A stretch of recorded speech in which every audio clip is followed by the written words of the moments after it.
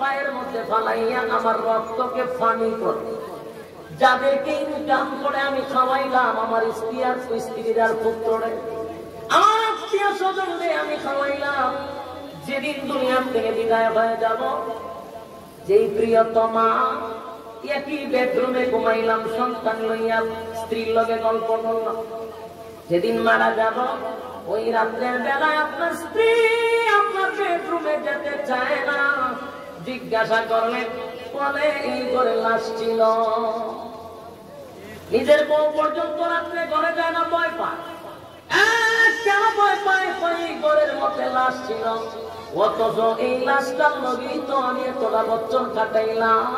কিন্তু আজকে মারা যাওয়ার পরে প্রাণের স্ত্রী পর্যন্ত রাত্রের বেলায় ঘরে ঢুকে না, ভয়ের কারণে।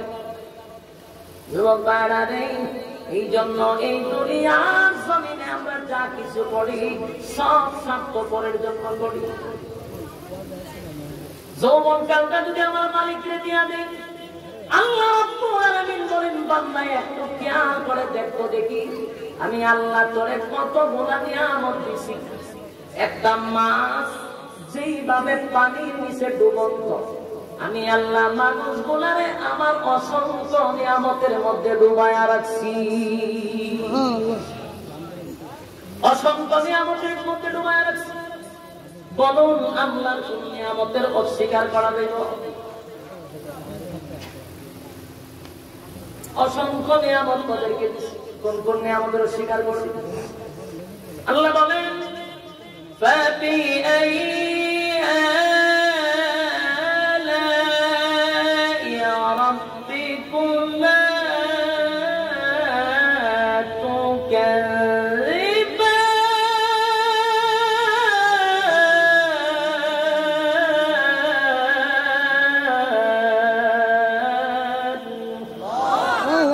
আল্লাহ বলেন, কোন কোন নিয়ামতের অস্বীকার করবি বান্দা বল, আমি তোরে কি নিয়ামত দেই নাই?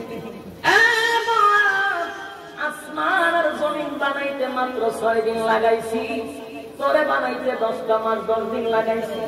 বান্দা রে, আমি আল্লাহ গোটা পৃথিবী সৃষ্টি করে সৌন্দর্য সুন্দর করে বানাইছি, এমন কথা বলি না। তোরে বানাইয়া আমি আল্লাহ 4টা কসম করে বলছি তোরে সুন্দর করে বানাইছি। এখানেই শেষ নয়, আল্লাহ বলেন সমগ্র সৃষ্টি জগতের পরে তোরে আমি শ্রেষ্ঠত্ব দিছি। বান্দা এখানেই শেষ নয়, আমি আল্লাহ তোরে বানানোর পরে সমগ্র পৃথিবী বানাইছি, আমি হাত লাগাই নাই, কিন্তু তোরে বানাইতে গিয়া আমি আল্লাহ কুদরতি হাত লাগাইছি। তুই কি মনে করছো আমি অনর্থক বানাইছি? না, আমার আল্লাহ বলেন, আফাহাসিবতুম আন্নামা খালাকনাকুম আবাসাও ওয়া আন্নাকুম ইলাইনা লা তুরজাউন। অনর্থক বানাই নাই, অকারণে বানাই নাই, নিজ প্রয়োজনে বানাই নাই। ওয়ামা খালাকতুল জিন্না ওয়াল ইনসা ইল্লা লিয়াবুদুন। আমি মানব আর দানব বানাইছি একমাত্র শুধুমাত্র ইবাদতের জন্য। এবার প্রশ্ন করো, যদি আমি আমার মালিকের ইবাদত না করে কেমনটা হবে?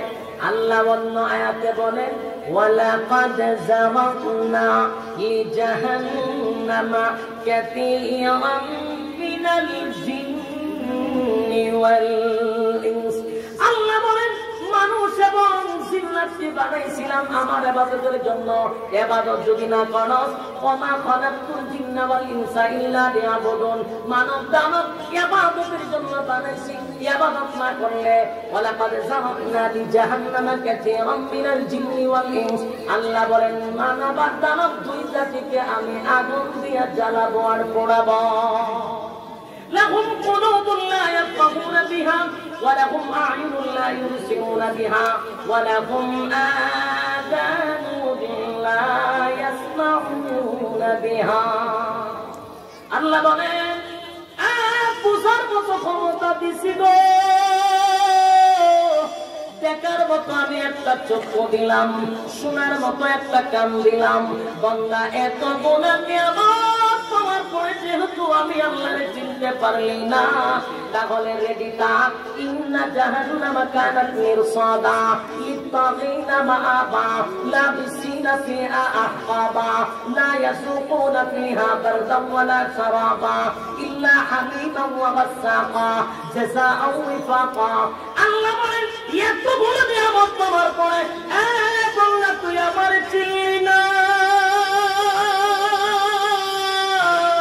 তাহলে শুন বান্দা শুন, আমি আল্লাহ নিয়ামত দেওয়ার পর আমার চিনি না, তাহলে শুন। ইন্না জাহান্নামা কানাত মিরসাদা, নিশ্চয় আমি আল্লাহ তার জন্য এমন একটা জায়গা করে দিয়েছি, জাহান্নামটা তোর জন্য 5 রূপ পেতে রয়েছে। আমি আল্লাহ তোরে ধরার জন্য 5 পেতে রাখছি, জাহান্নাম উঠতে বসা আছে।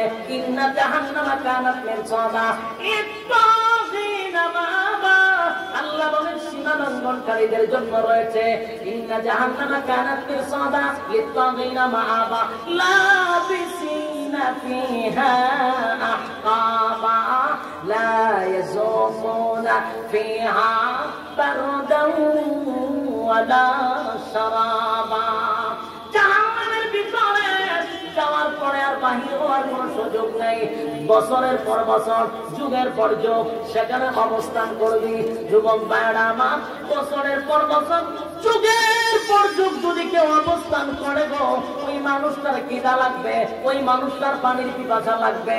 তখন মানুষ গনি জাহান্নামের ভিতরে, জাহান্নামের আগুনে জ্বলবে আর চিৎকার দিয়ে বলতে থাকবে, মালিক